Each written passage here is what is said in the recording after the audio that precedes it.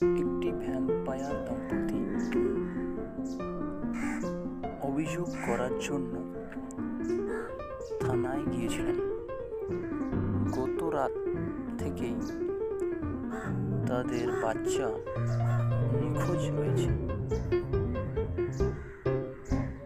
বাচ্চাটিকে সর্বশেষ দেখা গিয়েছিল বাকেশ্বর। গোয়েন্দা মহলে খবর গেলে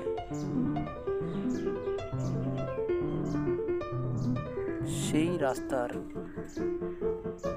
সিসিটিভি রেকর্ডগুলি পরীক্ষা করে গোয়েন্দা মহল তিনটি সন্দেহজনক ব্যক্তি এবং তাদের নাম জ্যাক, রাজু ও জন।